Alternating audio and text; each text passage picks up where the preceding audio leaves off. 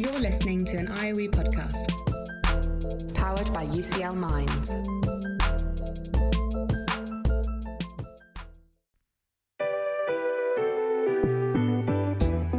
This is Research for the Real World. Conversations with researchers about the paths they've taken to shape our everyday lives.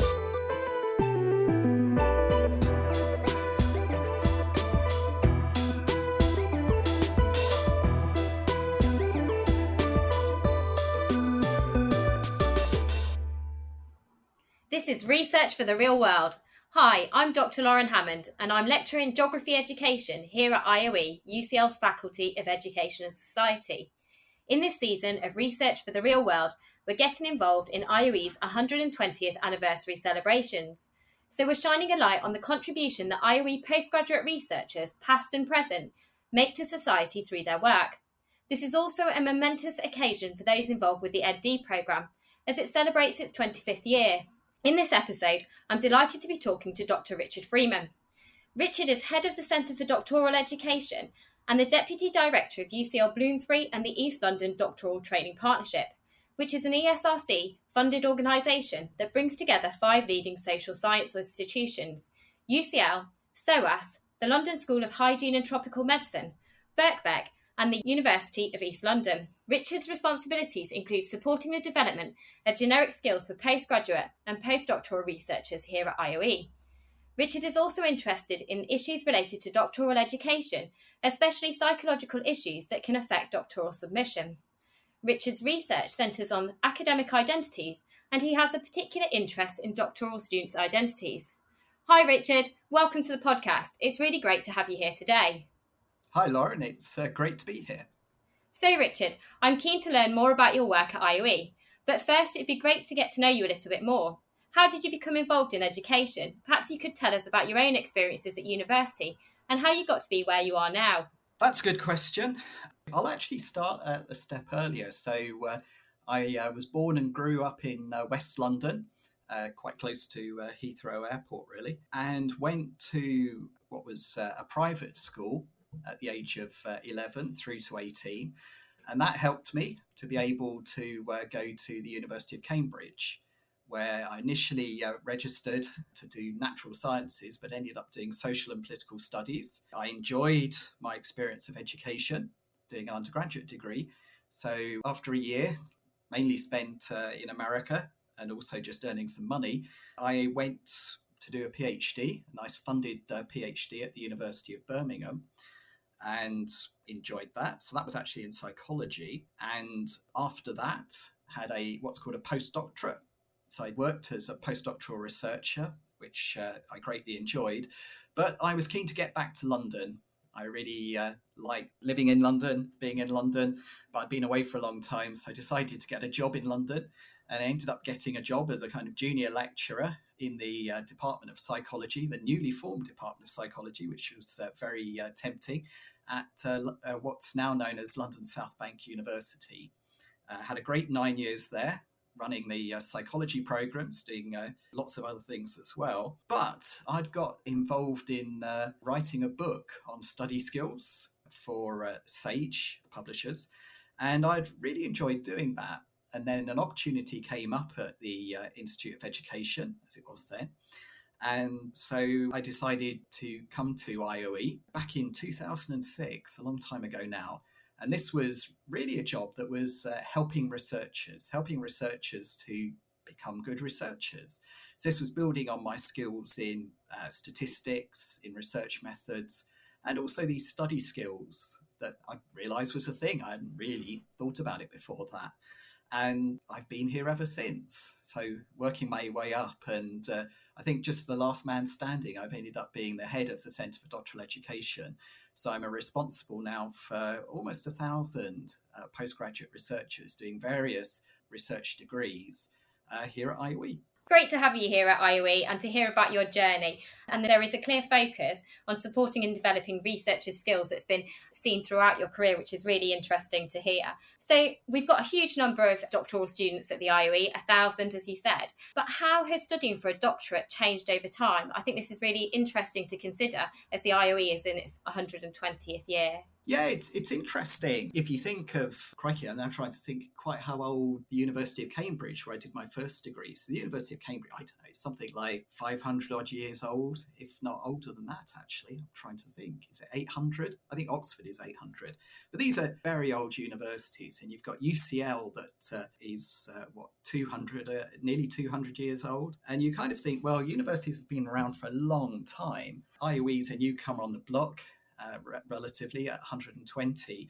But what's really interesting is IOE is older than the UK PhD. Now, I think that would surprise people because I think most people would think, but surely, PhD dates back to, as I say, I think Oxford's 1215 was its foundation. Surely PhDs would have been awarded shortly after that. That's not true. The first PhD, you're actually looking at the University of Oxford 1917. So really very recent. And it's interesting that the UK PhD, it was effectively started in 1917. It wasn't the UK that pioneered it. For that, you need to go back to Berlin, and I think it was about 1810. And previously, doctorates were essentially the professional doctorates, so things like medicine and law. And this was what we now understand as the PhD was essentially invented in Berlin, as I say, in the early 19th century. And the British were very reluctant to have the PhD. But it was interesting, after it was kind of started in 1917, it rapidly was adopted across the different universities in the United Kingdom and with very few changes. But what is interesting is at the start of the 21st century, Sir Gareth Roberts, who was actually quite an eminent physicist, was asked to write a report by the then Labour government on PhDs. And he wrote a report that was called Set for Success, SET standing for Science, Engineering and Technology. And he did a kind of review of the PhD. And he very memorably said that the product of the PhD was not the thesis, which is what most people would have said. It's like, but you produce this 100,000 word thesis, something like that. That's what you produce. He said, no, important though that is to the field of research, the product of the PhD is the researcher. And this report he wrote, which now you'll hear referred to as the Roberts Report, led to the British government providing quite large sums of money. We're talking tens of millions of pounds to the universities that had PhD students. And the idea was this money was to be spent developing them as researchers. And, this is where my arrival here in sort of 2006 was quite timely. And indeed, I was part funded by Roberts funding. So it was the funding that the Institute of Education, as then was, had received. And as much as anything, it's like, oh, crikey, how are we going to spend this? So they made the perhaps questionable decision of using a good chunk of that money to pay my salary. But it meant that you had someone who was really focused on how can we help people to develop as researchers and not just to focus on their research. And I think that's the most profound thing that we've seen. So this recognition of looking beyond the research itself to the person. Oh, thank you, Richard. I've definitely learnt something new already. I'm a bit surprised that the first doctorate didn't begin in the UK until 1917, and it's great to hear about the history of doctoral education more broadly. And I agree, what a profound and important statement. The product of the PhD is the researcher. Fascinating. So I'm keen to learn a little bit more about the work UCL is undertaking to improve Black, Asian and minority ethnic students' access to postgraduate research. Could you talk to me a little bit about the aims of the Into Research project? Yes, it's a very interesting project. It was a project that was originally, it's basically a funding call that was set up by Research England and the Office for Students, although it's now being taken over by the United Kingdom Research and Innovation, UKRI. And it's a recognition of the underrepresentation of different ethnic groups in UK universities. Now, it's interesting. So when the call went out, it was support for BAME students. And that term is something that we find a bit problematic, to be blunt. So some people find it particularly problematic.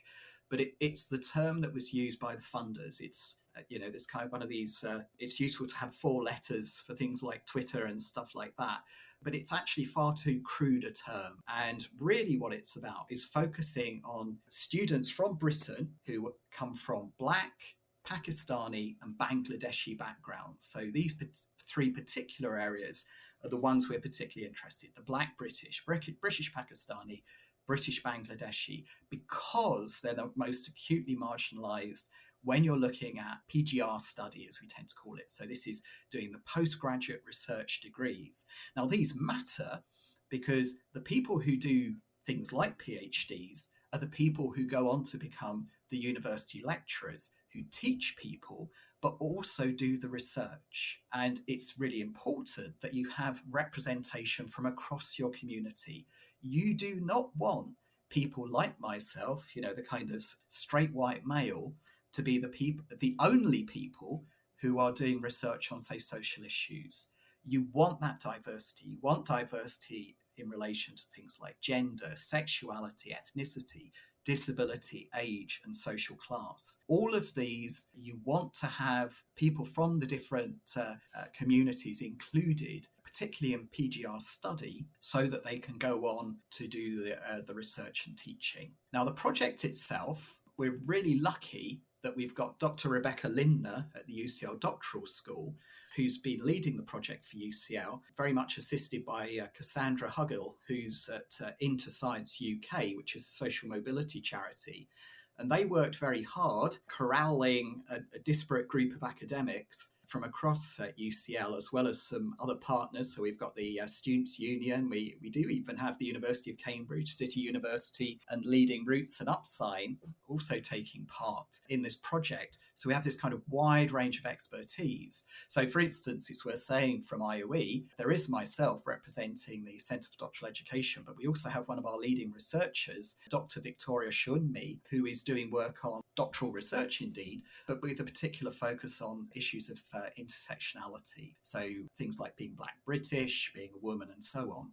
So we've got this kind of really good group, and the project is looking to recruit, it's actually over 300 current undergraduates over a period of time who will engage in a 12-month-long mentoring and development program. And in particular, it's going to include an 8-week placement. That placement will take part with experienced academics and mentors across UCL, across the different areas, the sciences, the social sciences, the arts and humanities. And most importantly of all, they will actually be paid to do that placement, because one of the things that we're very concerned about is not just that this is an opportunity for people who are underrepresented in terms of ethnicity, but also we don't want things like people's personal background, their social class to be an issue in whether or not they can participate. It's pointless having an activity that's about inclusion if it's set up in a way that excludes groups of people. And the idea of this experience is that it will actually help the students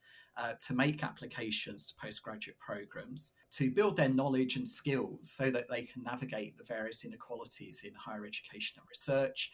It will certainly increase their networking opportunities, and it will provide, through this scheme, an alumni community. But also, and this is actually very important, it's a way to drive institutional culture change. So there'll be training for staff who supervise, train or support the various postgraduate research students. And this is something that we hope will spread across the institution. So not just the staff who attend those sessions, it will raise awareness in those staff who are not directly involved in the project. So we're very hopeful. We're hoping that in the next academic year, we'll have some students who will be based at IOE, and I look forward to meeting them. That's brilliant, Richard. It sounds like such an important project which will support and empower prospective students and their supervisors, and ultimately challenge some of the well-documented systemic injustices in academia that you mentioned, including knowledge production related to teaching and also in kind of leadership and professorial positions in academia. So I'm really interested and look forward to seeing how that develops. As part of the work of the Centre, you've been producing a MOOC to help demystify the doctoral student experience. Can you tell us a bit more about the importance of this initiative? Yes, I think in a weird way, it's almost the activity that I think has the most potential to have the biggest impact. So this is actually a project. It's led by the Bloomsbury Learning Environments, in particular Sarah Sherman and Nancy Whites from the Bloomsbury Learning Environment are leading on this. And it's with colleagues from various Bloomsbury colleges. So some of you actually mentioned who are in our doctoral training partnership. So Birkbeck, the London School of Hygiene and Tropical Medicine, the School of Oriental and African Studies, but also the Royal Veterinary College and the School of Advanced Study. And we're all working together to create this MOOC. Now, it's worth remembering what MOOC means. At one point, just a few years ago, we were told that this would make all of us redundant. Well, that's not how MOOCs have turned out to be, but they are actually really interesting. So MOOC stands for Massive Open Online Course. And the idea here is that you are not limited by the physical spaces that you might use to teach. And you actually design a course so it's almost infinitely scalable. So you don't say, we've got 100 places or 500 places. It's something that can be available to almost any number. Now, the motivation for this MOOC is one of the issues you have now is when you're thinking about university study, in the UK at least, it's effectively when you're looking at the kind of 18-year-olds, the age at which people would typically go to university, not all the time, but the participation is pretty close to 50%. Going to university is normal in the same way that going to school is. So not everyone, absolutely, but there's a sense in which it's normal. And people have this idea of what it means to go to university, what it means to study for an undergraduate degree. Increasingly, that's the case for a master's. And I think people would say, well, it's like an undergraduate degree, but most of these in the UK, it's 1 year and you write a dissertation, you write a long essay as well. So that's understood. But if you talk about next steps, people really aren't so sure. What does it mean to do a PhD? And indeed, you mentioned earlier on, we're celebrating the 25th year of our EdD, our professional doctorate in education. If you do a professional doctorate in education, you are still a doctor. Indeed, Dr. Jill Biden, so the current First Lady in America, doctorate is an EdD. She's got one of these professional doctorates in education.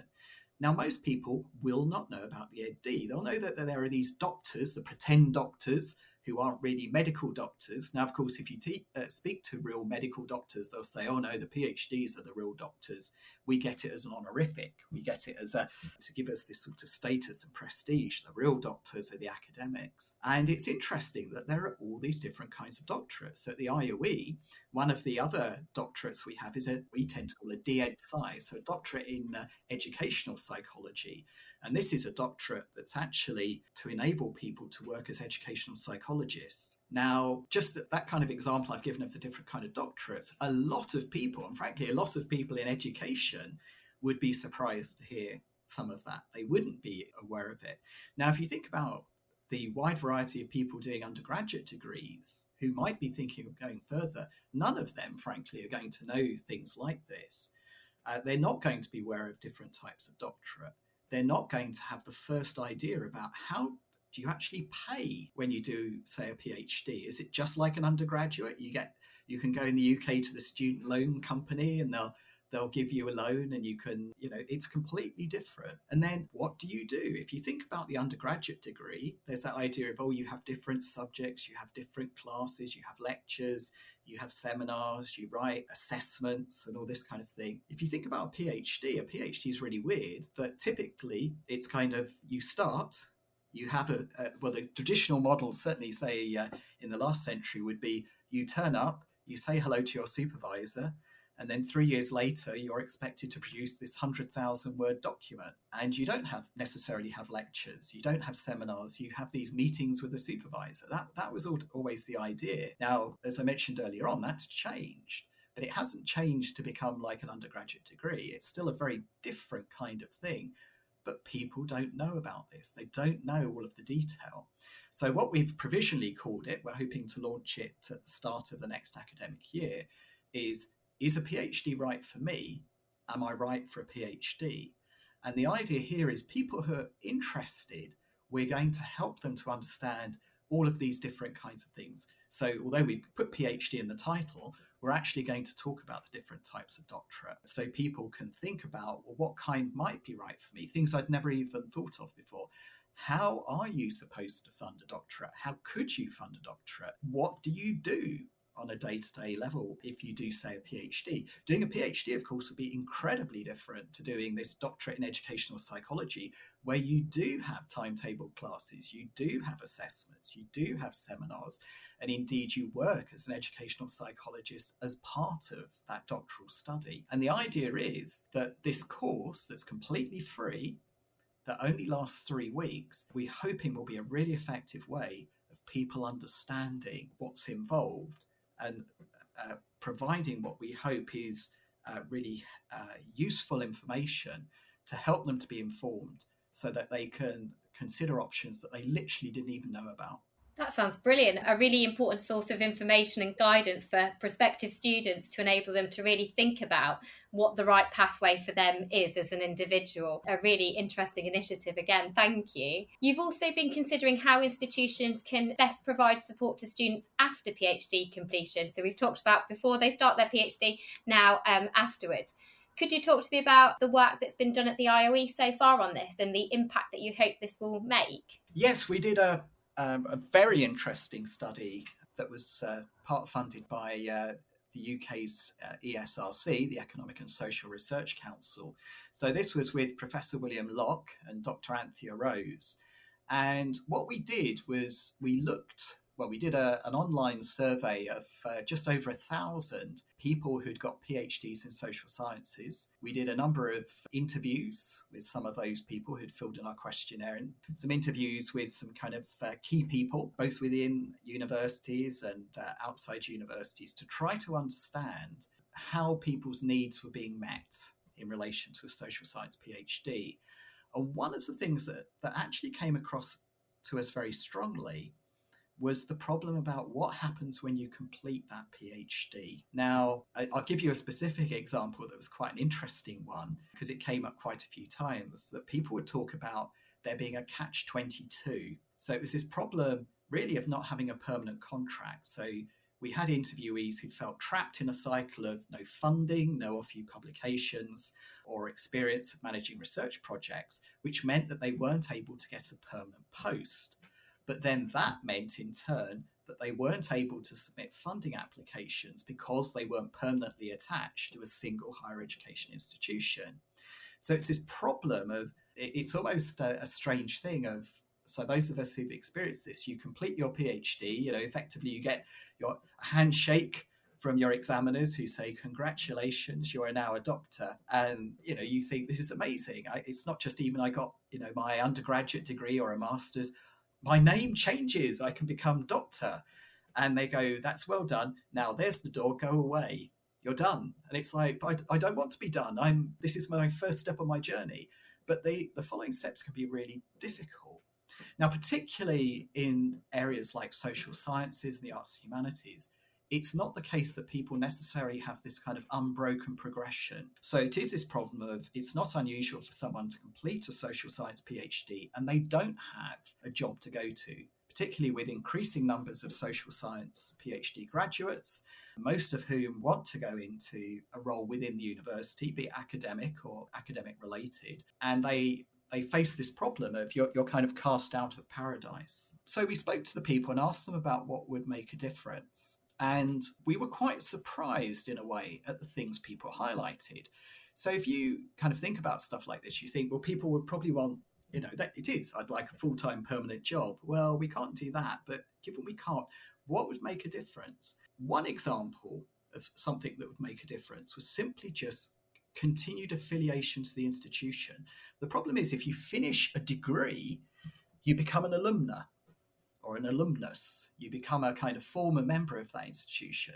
So the universities are very excited about such people because basically they want them to give money at some point in their careers as they go on to become successful, hopefully in part as a result of that degree. But if you're, say, somebody who's got a PhD, if you're presenting at a conference and you completed your PhD, you can't say, I'm at that institution because you finished. So literally just having some kind of associate status would make a big difference. So being able to say, I'm still associated with that institution. Otherwise, you become an independent researcher. And the problem is that just looks odd. If you're at a conference and people have their affiliation on a badge, if you're just listed as an independent researcher, that can be viewed with suspicion. Let's be blunt.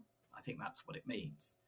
So we introduced at the IOE what we've called an honorary postdoctoral fellowship. So that means you can say, I'm an honorary postdoctoral fellow of IOE. So it doesn't cost us anything, but it's invaluable to the person who got that PhD, or also for the EdD. What else did they want? Again, it's kind of a similar thing, an institutional email account. So to be able to email somebody, and in my case, the @ucl.ac.uk.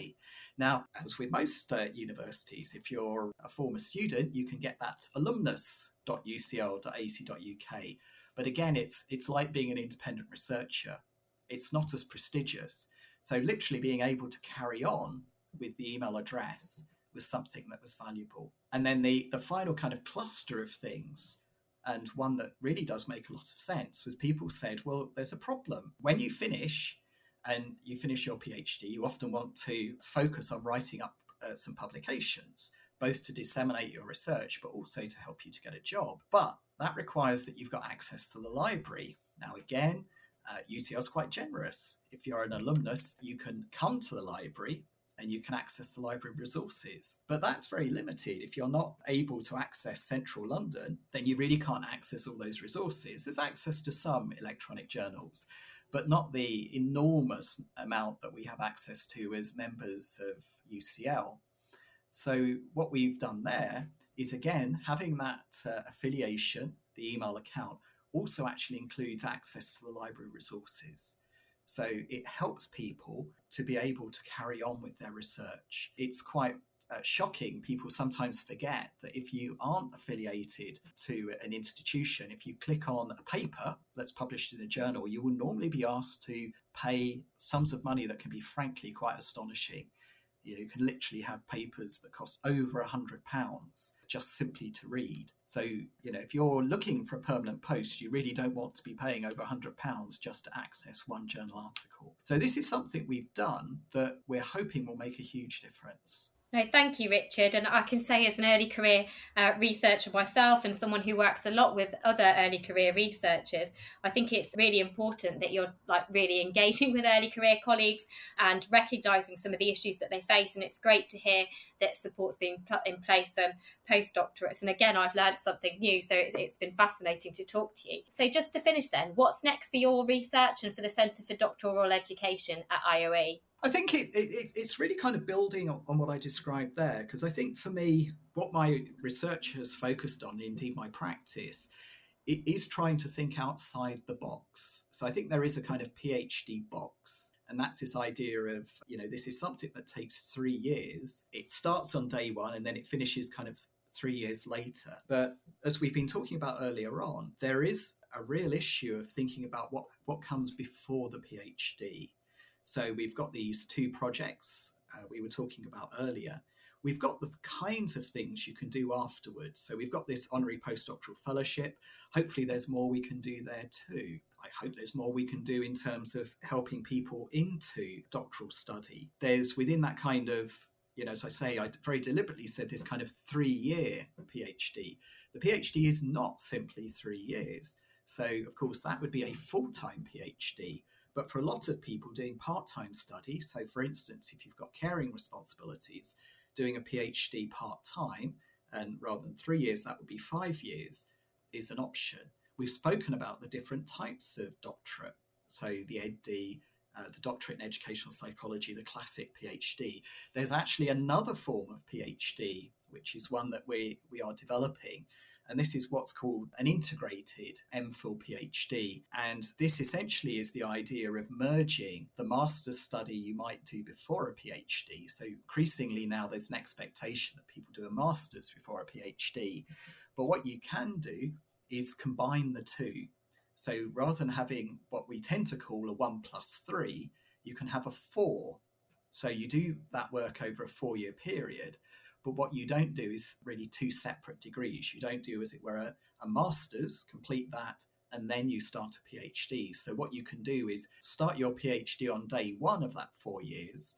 But in the first year, for instance, you're focusing on the master's modules that you might do, but you don't do the dissertation, that long essay I mentioned earlier on that would give you the master's qualification, but you can spend that time in a very kind of structured, taught way, learning about, it could be particular skills that you need as part of your doctoral study, but at the same time working on the doctorate. So thinking about your project, thinking about the literature that might be relevant. So, reviewing the literature, things like that. But all of this is at doctoral level. Now, why I think this kind of thing is important, so we have a version of this, but we're trying to develop that further, is it something that really can make this study more inclusive? Because ultimately you do get down to this issue. Academia in the UK is not as inclusive as it might be. And if you are really concerned about addressing that, you need to think quite carefully every step of the way how you can make it more inclusive. And really, I think that's our focus. And it's certainly something in terms of research. So I do want to mention a PhD student of mine, Hugh Kilmister, has just completed, well done Hugh, or rather Dr. Kilmister.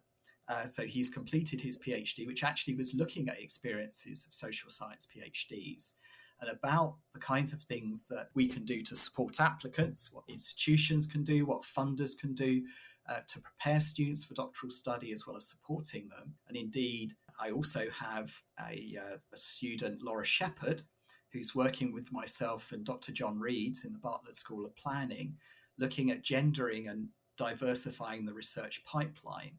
So looking at the data sets that are available to understand how gendered the PhD is, but looking at an enormous data sets. This is the British Library eTheses online service, where they have records for 500,000 students. And Laura is looking at how you can use some very powerful quantitative geography methods to actually understand the gender breakdown across different institutions, across different subjects, and crucially across time. So hopefully we can kind of put all of this together and just steadily work to build that inclusion. So there's lots of exciting possibilities for doctoral students and the Centre for Doctoral Education, and work which will hopefully go some way to challenging the systemic injustices we have in higher education. It was also really lovely to hear about some of the work of your own doctoral students there. It's been really great to talk to you today, Richard, and to learn about your work and the work of the Centre for Doctoral Education at IOE, particularly the important work around social justice, inclusivity and access to higher education.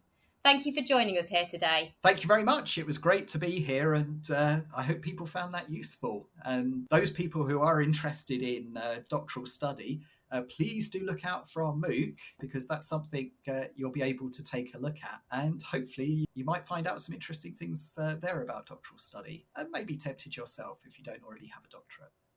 And you can follow Richard on Twitter at RPJF68 to learn more about his work and research.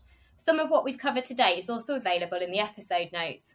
If you've enjoyed this episode and want to find out more, we have an archive of 14 past seasons available for you to listen to. Search IOE Podcasts from wherever you get your podcasts from to find episodes of Research for the Real World, as well as more podcasts from IOE. I'm Lauren. Thanks so much for joining me on Research for the Real World. Research for the Real World is produced by IOE Marketing and Communications and IOE Research Development. The theme music was created by Rob Cochran. Tatiana Sotero Diaz is the series advisor, Amy Leibowitz is the series producer, and Jason Ilagan is the executive producer of the IOE podcast.